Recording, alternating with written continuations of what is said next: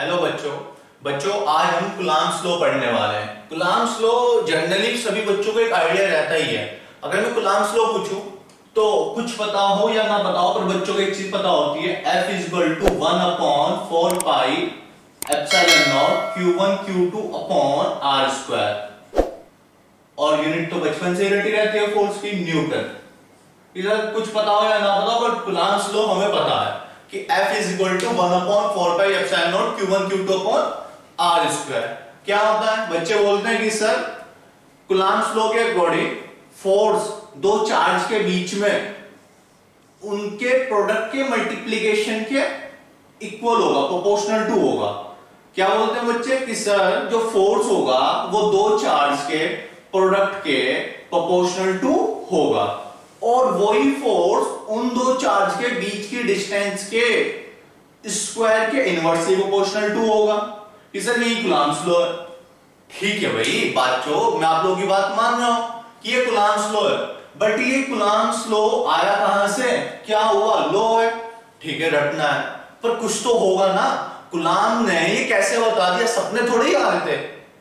हम लोगों को इतना गंदा रटने की आदत पड़ चुकी है इनमें कि कुछ पता ही नहीं जी, बस रटा हुआ है। F proportional to Q1 Q2, F proportional to 1/R², ये इक्वेशन 1 हो गई, ये इक्वेशन 2 हो गई, और फोर्स प्रोपोर्शनल टू हो गया Q1 Q2 upon R² from equation 1 and 2 से, फ्रॉम इक्वेशन 1 एंड 2।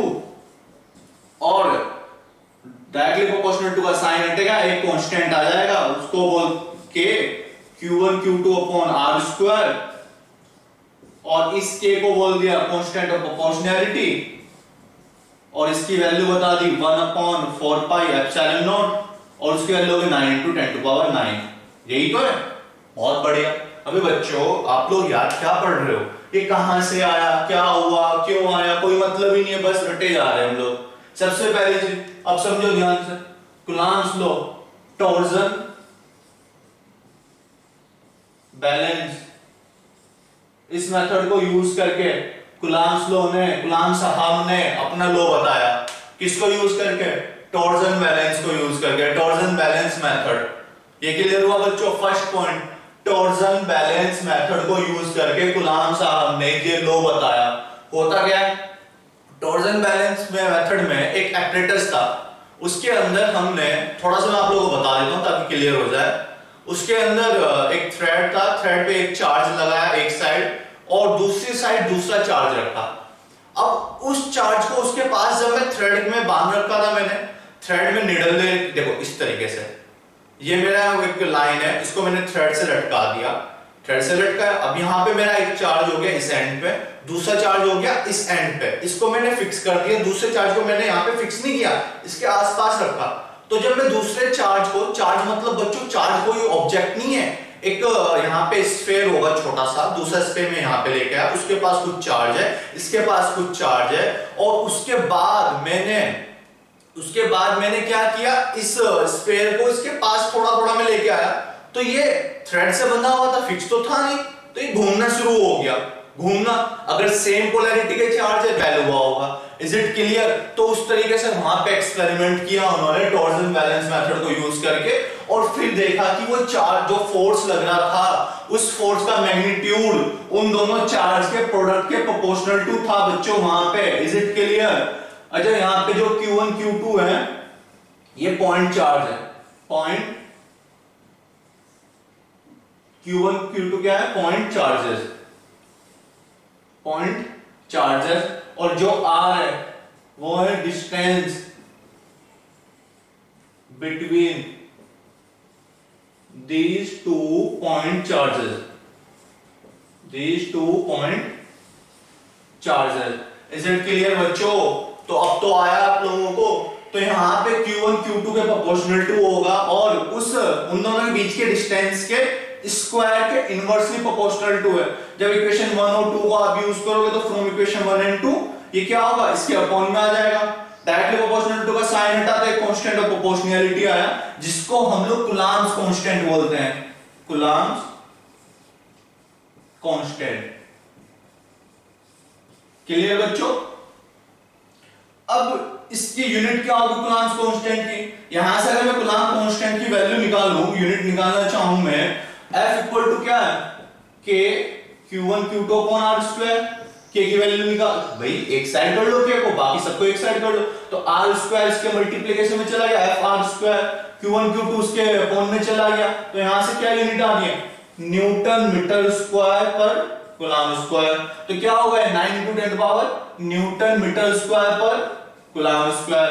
अब तो आया बच्चों, तो कांस्टेंट ऑफ प्रोपोर्शनैलिटी जिसको कूलम्ब कांस्टेंट बोल रहे हैं, उसकी वैल्यू है 9 × 10⁹ न्यूटन मीटर स्क्वायर पर कूलम्ब स्क्वायर। ये भी एक्सपेरिमेंट के दौरान मिला हमें। अब ये एप्सिलॉन नोट है, इस एप्सिलॉन नोट को बोलते हैं, इस ये जो बच्चों E जैसा है, इसमें यहाँ पे 0 लगाया है, इसको एप्सिलॉन नोट बोलते हैं। तो इसको बोलते हैं एप्सिलॉन नोट को permittivity, permittivity of free space. क्या बोलते हैं इसको, permittivity of free space. Clear बच्चों, परमिटिविटी ऑफ फ्री स्पेस। इसकी वैल्यू होगी 8.854 इंटू 10⁻12 इंटू 10⁻12। अच्छा बच्चों 1/4π∁0 की वैल्यू ये है। अगर मुझे एप्सिलॉन नोट को मुझे उसकी यूनिट बतानी है, तो ये पूरी की पूरी यूनिट नीचे आ जाएगी और एप्सिलॉन नोट ऊपर चला जाएगा। तो मतलब इस यूनिट का उल्टा, उल्टे का मतलब coulomb square per newton metre square. बच्चों ये यूनिट सच में याद नहीं रहती। बच्चों यूनिट याद करने का तरीका सिर्फ एक ही है कि आप उस इक्वेशन की हेल्प से इनको सॉल्व करो, अदरवाइज पॉसिबल ही नहीं है। हम लोग इन यूनिट को याद ही नहीं कर सकते, नेवर पॉसिबल कि इतनी सारी यूनिट्स याद कर पाए। पहले 11th की फिजिक्स, फिर 12th की फिजिक्स, फिर हायर स्टडी में फिजिक्स, या जहां पे भी जो भी है, तो हम लोग इनको याद कैसे करते हैं, फॉर्मूलाज याद है, उसकी हेल्प से हम लोग सोल्व कर लेते हैं विद इन सेकेंड। बच्चों आप इसका स्क्रीनशॉट लो, एक्चुअली में आप लोगों को एग्जाम भी देना होता है, तो एग्जाम में रिटर्न कैसे करोगे, तो उस वजह से आप इसका स्क्रीनशॉट ले लो। स्क्रीनशॉट लेने के बाद आप लोग अपने प्रॉपर नोट्स बना लेना। इसके बाद इस लाइन के बाद दिखने में प्रॉब्लम होती है, दैट्स व्हाई मैंने एरो की बनाया। तो ये वाला हिस्सा इसके बाद लिखोगे, फिर इस हिस्से के बाद मैंने एरो की बनाई है, इसके बाद का हिस्सा आप लोग ये लिखोगे। क्लियर? एक बार मैं समझा देता हूं स्टेटमेंट क्या है कूलम्ब्स का। तो it state that 2 point charges attract और रिपेल ईच अदर। यह हमें बताता है, इस लॉ के अकॉर्डिंग हमें पता चल रहा है कि 2 पॉइंट चार्ज है वो अट्रैक्ट करेंगे या रिपेल करेंगे। जाहिर सी बात है बच्चों, या तो अट्रैक्ट करेंगे 2 पॉइंट चार्जेस, सेम पोलैरिटी के हुए तो रिपेल करेंगे, अलग अलग पोलैरिटी के हुए तो अट्रैक्ट करेंगे। It states that 2 point charges attract और repel each other with a force, एक फोर्स के through, which is directly proportional to the, जो कि फोर्स डायरेक्टली प्रोपोर्शनल टू है, product of the magnitude of charges.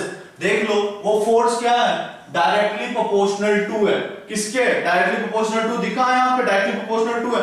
Product of magnitude of charges, charge के product के, and inversely proportional to the, inversely proportional to देख लो 1 में आ गया, square of the distance between them, square of the distance between them, उनके distance के बीच के स्क्वायर के। क्लियर बच्चों?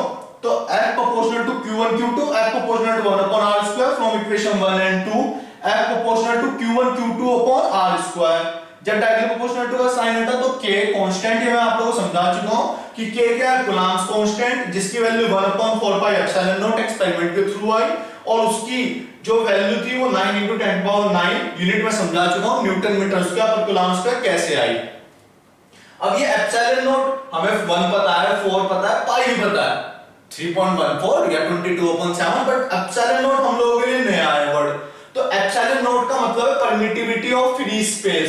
फ्री स्पेस बोल दो, एयर बोल दो, या वैक्यूम बोल दो बच्चों, आप लोग चॉइसेस और जो चाहे वो बोलो, परमिटिविटी है, चाहे तो फ्री स्पेस की बोलो, या एयर की बोलो, या फिर वैक्यूम की बोलो, और उसकी वैल्यू होगी 8.85 for 10⁻12 coulomb square per newton metre square. Don't worry कि परमिटिविटी क्या है, अभी समझाऊंगा मैं।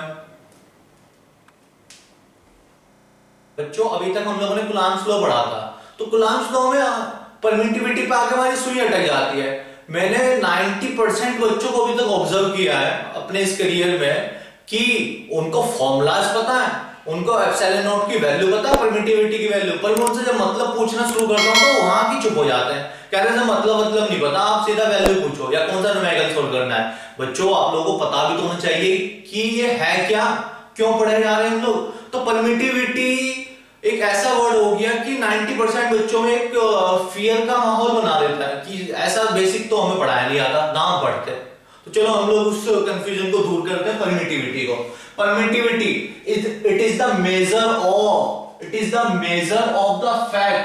बच्चों ये एक फैक्ट बता रही है, एक मेजरमेंट बता रही है, क्या, how strongly a medium is influenced by external electric field.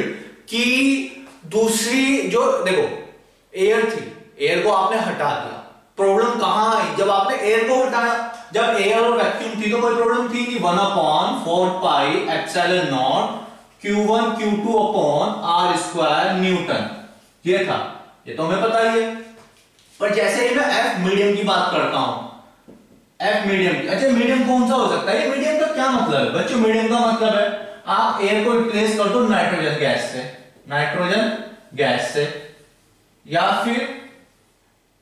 फिर कोई भी लिक्विड ले लो, लाइक लिक्विड क्या ले सकते हो, मरकरी लिक्विड में मतलब कुछ भी ले सकते हो हम लोग। मरकरी का थोड़ा सा अलग सीन है, अभी इसको हटा दो, पर हम लोग मरकरी मीडियम ले सकते हैं कि मरकरी मीडियम ले लिया, कोई भी लिक्विड ले लिया, कुछ भी ले लिया हम लोगों ने गैस, पर एयर और वैक्यूम नहीं रहा वहां पे, तो मीडियम की बात हुई। तो अब होगा क्या, यहां पे 1/4 pi epsilon naught Q1 Q2 upon R square करने के बाद जो न्यूटन आंसर आ रहा था, ये गलत आ रहा था। ये गलत क्यों आ रहा था, यहां पे कुछ गड़बड़ हो रही थी एप्सिलॉन नॉट में। जैसे ही मैंने एप्सिलॉन नॉट को रिप्लेस कर दिया एप्सिलॉन से, तो ये आंसर फिर से सही हो गया। फिर बात है कि ये एप्सिलॉन क्या है, ये एप्सिलॉन था उस मीडियम की परमिटिविटी, उस मीडियम की परमिटिविटी ऑफ मीडियम, जिस मीडियम में आपने चेंज किया उस मीडियम की परमिटिविटी थी। तो बच्चों यहां पे कब आंसर सही आ रहा है, तो कंफ्यूजन फिर क्रिएट हुआ कि ये परमिटिविटी है क्या जो बार बार चेंज हो रहा है। आप मीडियम चेंज कर रहे हो, नाइट्रोजन की जगह आपने कुछ और बढ़ दिया तो फिर से चेंज आ गया आंसर। अब आपने मरकरी ले ली तो कुछ और कर लिया, एयर आया तो फिर से वही वाला आंसर आ गया। इन्फ्लुएंस हो रहा था बार बार। तो हमें समझ में आया कि जब आप मीडियम को चेंज कर रहे हो, जब आप एयर को हटा के कोई मीडियम लेके आ रहे हो, तो खुद की एक फील्ड बना रहा है, खुद की एक वो फील्ड बना रहा है। आई रिपीट बच्चों, जैसे ही हम लोगों ने एयर और वैक्यूम को हटा के, एयर को हटाया, कोई दूसरा मटेरियल लेके आए, कोई दूसरा मीडियम लेके आए, तो उस मीडियम ने खुद का कुछ फील्ड बनाया और उस फील्ड ने इस फोर्स को वीक कर दिया। ये फोर्स कहां था, ये Q1 चार्ज, ये Q2 चार्ज, ये Q1 चार्ज, ये Q2 चार्ज, इन दोनों के बीच का जो फोर्स था, इंटरेक्टिंग फोर्स, R डिस्टेंस होने के बाद F12 F21 और F21। बच्चों जो ये F12 और F21 था, इस पे ये क्या होना शुरू हुआ, ये वीक होना शुरू हो गया। किस वजह से ये वीक किस वजह से होना शुरू हुआ, जब हम लोगों ने मीडियम चेंज कर दिया, हम लोगों ने न्यू मीडियम यूज कर लिया, एयर और एयर को वैक्यूम को रिप्लेस करके, जैसे न्यू मीडियम को। दैट मींस ये कहीं ना कहीं परमिटिविटी इस फोर्स को वीक करती है। कैसे वीक कर रही है, देखो डेफिनेशन समझ में आ रहा है। It is the measure of the fact how strongly a medium is influenced by external electric field, कि आपका जो फोर्स था वो कितना स्ट्रांगली इन्फ्लुएंस हुआ, कितना वीक हो गया। तो बच्चों ये कहीं ना कहीं इसको परमिटिविटी इफेक्ट कर रही है। और वैसे भी आप लोग यार मैथ्स की लैंग्वेज में देख लो, F इनवर्सली प्रोपोर्शनल टू 1/ε, देख लो ना बच्चों, ये नीचे है, ये डिनोमिनेटर में बढ़ेगा तो आंसर कम हो जाएगा, फोर्स कम हो जाएगा। क्लियर बच्चों, तो परमिटिविटी का कॉन्सेप्ट समझ में आया। अच्छा, यहाँ पे जब हम लोग कम ज्यादा की बात करते हैं तो फिजिक्स के अंदर यूज करते हैं टर्म रिलेटिव। आप लोगों ने अबे यार मैकेनिक्स में पढ़ा था ना रिलेटिव वेलोसिटी, तो सेम ऐसे ही यहां पे देखते हैं। तो यहां पे रिलेटिव परमिटिविटी होगी, टर्म क्या होगी, रिलेटिव परमिटिविटी टर्म। तो ये रिलेटिव परमिटिविटी अगर आप लोगों से कोई पूछे तो आप क्या बताओगे, मीडियम की परमिटिविटी और एयर और वैक्यूम की जो परमिटिविटी है उनकी रेशियो को बताती है। कैसे, रिलेटिव परमिटिविटी एप्सिलॉन r से करते हैं। It is the ratio of permittivity of medium to permittivity of air, कि एयर और वैक्यूम की कंपैरिजन में मीडियम की परमिटिविटी कितनी स्ट्रॉन्ग है उसको रिलेटिव परमिटिविटी से हम लोग एक्सप्लेन करते हैं। एप्सिलॉन क्या लिखोगे बच्चों, permittivity of medium, permittivity of medium, और एप्सिलॉन नॉट को क्या लिखोगे बच्चों, permittivity of air, permittivity of air. तो बच्चों यहां से हमें एक चीज और क्लियर हो रही है कि अगर मैं एप्सिलॉन आर की वैल्यू निकालूं तो एप्सिलॉन मैं इस मीडियम की वैल्यू निकालूं एप्सिलॉन की, तो epsilon r into epsilon naught, अगर आप मीडियम की परमिटिविटी की वैल्यू निकालोगे तो क्या आ रही है, ये आ रही है epsilon r into epsilon naught. जब मैं इसमें वैल्यू पुट कर देता हूं एफ मीडियम में, तो बच्चों एप्सिलॉन की वैल्यू जैसे मैं इक्वेशन 1 में पुट करूंगा तो एफ मीडियम की नई वैल्यू देखो क्या आ रही है, 1/4 pi epsilon naught into epsilon r Q1 Q2 upon r square. अगर आप लोग ध्यान से देखो 1/4 pi epsilon naught Q1 Q2 upon r square, इस एप्सिलॉन आर को हटा दो तो ये वैल्यू किसकी बन रही है, F vacuum upon epsilon r, और F medium as it is. तो यहां से एक चीज और क्लियर हो गई बच्चों में कि एप्सिलॉन आर का क्या मतलब है, F vacuum upon F medium. That means relative permittivity दो तरीके से डिफाइन की जा सकती है। यहां पे हम लोगों ने देखा था permittivity of medium upon permittivity of free space या एयर या फिर वैक्यूम, और यहां पे फोर्स की टर्म्स में उल्टा हो गया। असल में क्या था बच्चों, परमिटिविटी के बढ़ने से, चलो थैंक गॉड यहीं पे प्रूफ हो गया कि परमिटिविटी के बढ़ने से फोर्स कम हो रहा था। दैट मींस वैक्यूम में फोर्स ज्यादा था, भाई मीडियम की परमिटिविटी ज्यादा थी तो फोर्स कम हो गया। अपोजिट रिलेशन था ना, तो एप्सिलॉन अपॉन एप्सिलॉन नॉट। तो बच्चों प्रूफ भी हो गया कि अपोजिट रिलेशन था। अच्छा इसको हमेशा ध्यान रखना, अगर आप फोर्स के टर्म्स में बताओगे तो F vacuum upon F medium, और जबकि अगर आप परमिटिविटी के टर्म्स में ही बताओगे रिलेटिव परमिटिविटी को तो मीडियम अपॉन वैक्यूम।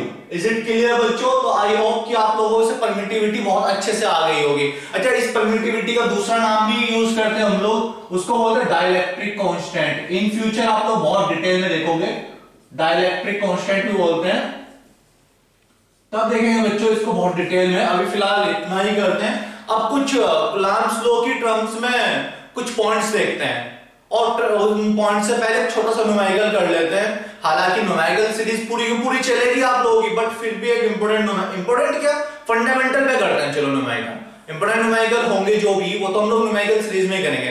तो इस बात में आप लोगों को पता भी लग जाएगा आप लोगों से कितना आ रहा है। वीडियो को जब मैं न्यूमेरिकल बच्चों को कराऊंगा यहाँ पे, तो आप लोग पॉज कर लेना, उसके बाद आंसर चेक करना, खुद से सोल्व करना, और आई होप कि आप लोग कर पाओ। अदरवाइज कमेंट सेक्शन में मुझे बताना आंसर अगर नहीं समझ में आता है, तो मैं यहाँ पे सॉल्यूशन भी दूंगा आप लोगों को। न्यूमेरिकल देखते हैं। न्यूमेरिकल आप लोगों को बता देता हूं।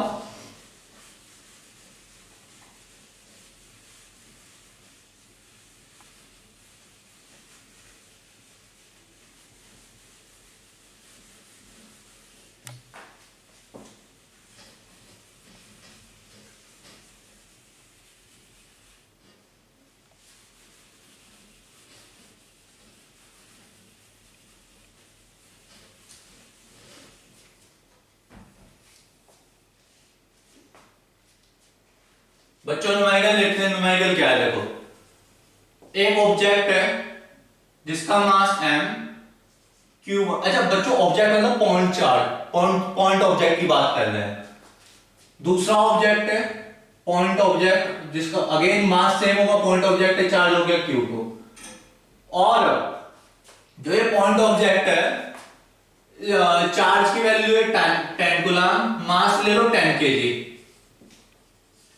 चार्ज ले लो बच्चों इस बार एग्जांपल में 20 कूलम, और मास ले लो 20 kg। अबे यार अब तो समझ में आ गया होगा, 10 कूलम और 10 kg, 20 कूलम और 20 kg। फिर डिस्टेंस ले लेते हैं हम लोग 10 मीटर। बहुत बड़े कोई बच्चे तो खुश हो गए होंगे कि सर बहुत सिंपल है, F equal to 1/4 pi epsilon naught Q1 Q2 upon R square, Q1 10 है, Q2 20 है, बीच की डिस्टेंस 10 हो गई। सर फोर्स से तो पूछ रहे होंगे, अबे उससे आगे बढ़ो, अभी आगे देखते हैं क्या है। तो इसमें कहा है इस न्यूमेरिकल में अब आप लोग एक चीज देखो बच्चों, ये चार्ज है 10 कूलम प्लस में, 20 कूलम प्लस में, अगेन प्लस प्लस रिपेल करता है, माइनस माइनस फिर से रिपेल करेगा, प्लस माइनस अट्रैक्ट करेगा, माइनस प्लस भी अट्रैक्ट करेगा। सेम चार्जेस क्या करते हैं, रिपेल, और अपोजिट क्या करते हैं, अट्रैक्ट। तो बच्चों ये तो सेम चार्ज है, दैट मींस ये उधर Q2 उधर जाना चाहेगा और Q1 उधर जाना चाहेगा।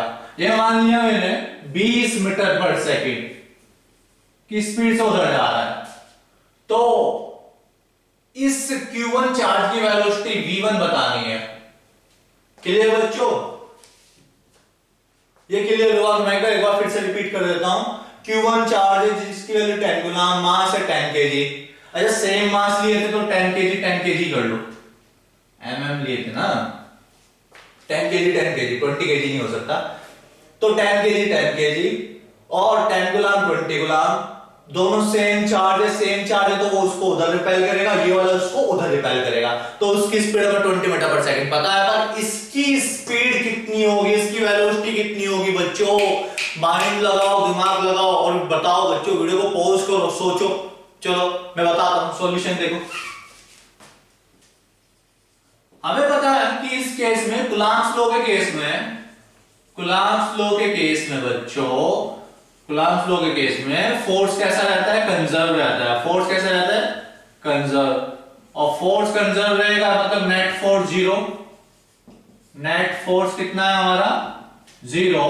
तो मैकेनिक्स आ गई ना, मैकेनिक्स बच्चों, मैं बोलता हूं बार बार, mechanics is the basic fundamental for physics. तो मैकेनिक्स आ गई, हमें पता है फोर्स कंजर्व रहेगा तो मोमेंटम भी, मोमेंटम कितना होगा, नेट मोमेंटम 0। नेट मोमेंटम मतलब PI is equal to PF, initial momentum equal to final momentum, और इनिशियल मोमेंटम मतलब mass 10 kg into velocity V1 find करनी थी, फाइनल मोमेंटम मतलब अगेन 10 kg, वेलोसिटी मतलब 20, that means V1 is equal to 10 से 10 cancel out, कितना आ गया 20 metre पर सेकंड। बच्चों यहां से समझ में आ गया हमारा हमें कि अगर ये 20 मीटर पर सेकंड की स्पीड से चल रहा है तो वो भी 20 मीटर पर सेकंड की स्पीड से चलेगा। अच्छा बच्चों, अगर मैं मास को चेंज कर दूं तो वेलोसिटी चेंज हो जाएगी। फटाफट से देखते हैं। M1 मैंने 10 kg की लेना, 1 kg ले लिया, 1 kg। M2 मेरा सेम 10 kg है। V1 मुझे पता नहीं, क्वेश्चन मार्क। V2 मुझे पता है फिर से 20 मीटर पर सेकंड, कितनी है 20 मीटर पर सेकंड। तो फिर से फटाफट लगाओ, 1 into V1 is equal to 10 into 20, तो कितना आंसर आ रहा है V1 की वैल्यू 200 मीटर पर सेकंड। ये फटाफट से मैंने इसलिए बताया, कुछ बच्चों को लग रहा होगा कि सर जितनी वेलोसिटी उसकी है उतनी इसकी रहेगी। अबे वैल्यू सेम आ गई तो क्या करें, ऐसे थोड़ी हर बार सेम रहेगा, वो तो डिपेंड करता है मास पे, मोमेंटम कंजर्व रहेगा। इस केस में देखो 20 थी और दूसरे वाले कितनी आ गई 200। क्लियर बच्चों, दूसरे कितनी आ गई 200।